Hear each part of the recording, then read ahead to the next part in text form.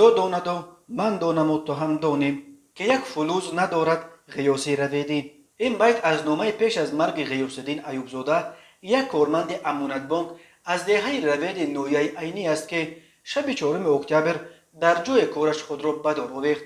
غیاث‌الدین که همگی 27 سال داشت و پسر یگانه خانواده بود و 3 فرزند خردسالش را یتیم گذاشت.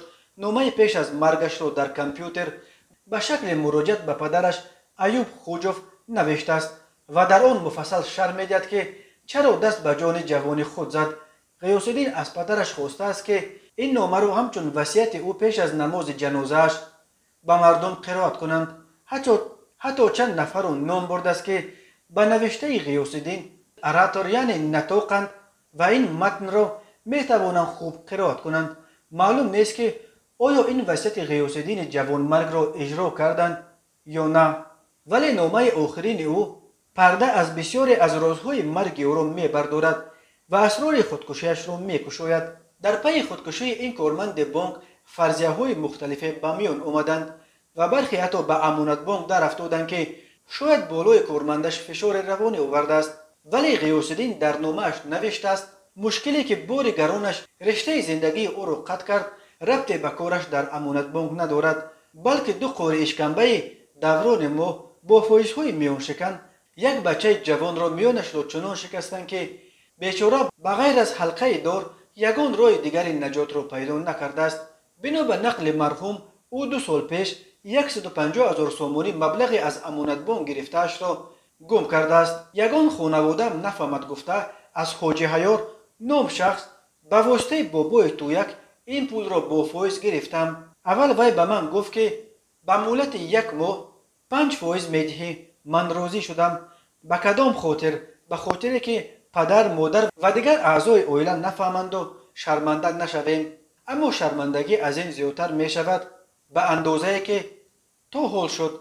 نوشته است در آخرین نامه‌اش غیاث‌الدین. او در مرگ خود همین 2 نفر را گناهکار می کند و می نویسد که وقتی به دام اوجی عیار افتاد بعد چند پرسنت هفته‌ای نشد. از شرمندگی آدمان نفهمند گفته سر شد پرسنت دادن. هفته 15,000 سومانی که این مبلغ را من دیگر یافته دادن نتونستم. فقط گپش امین بود من خانه تان میرم. من روسیه پدر و مادر نفهمند گفته از مردم قرضگیری را سر کردم. از تمام مردم قرضدار شدم.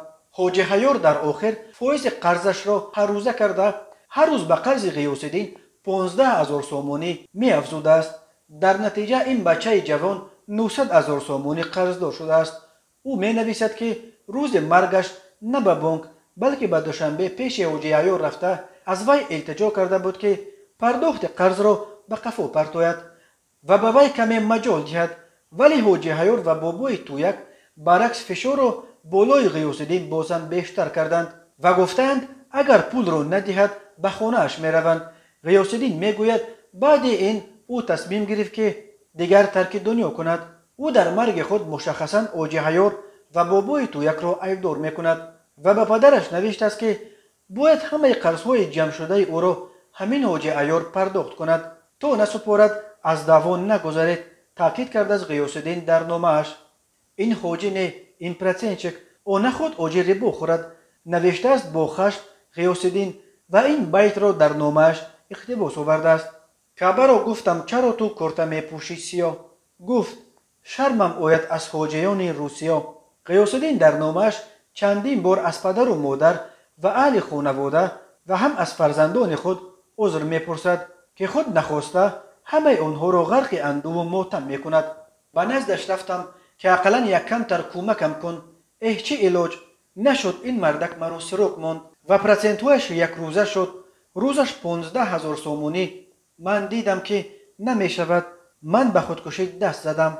پدر جانم در حالت نوشتن فقط در پیش چشمانم شما، مادر، عبدالله جان، عایشه، آمینه، عزیزه بانو، دلربا، افروزه، فریبا، فرزانه، شکیبا، اهل عائلم مرا ببخشید همتان در علایدگی، چون که من برای یگانه شما نه فرزند خوب، نه برادر خوب، نه همسر خوب، نه پدر خوب بودم. من هیچ چیز بودم. برای یگانه تان یگان چیزی نکردم که گویم. نوشته از غیاث الدین ایوبزاده اولین نفر در تاجیکستان نیست که قربانی سودخوران حرامخور می شود. همگی 2 هفته پیش یک ساکن ایسار نیز به فشار فایزهای قرضهای جمع شدهش دیگر توپ درآورده خود را به دار آویخته بود. متاسفانه در قانونگذاری کشور تا حال جزای مشخصی برای چنین عمل نیست و شهروندان در مقابل رباخوران بی‌انصاف به حمایت باقی میمانند. فاجعه غیاث رویدی که به قول خودش به یگان فلوس ولی با هزاران ارمان و علم از دور این دنیا رفت باید به پیامد نماند و حداقل در قانونگذاری برای آنهایی که با چنین فایزهای میان شکن مردم را از همه داراییشان محروم میکنند و در نهایت به حلقه دار طیله میدهند جزای سنگین جاری کرده شود.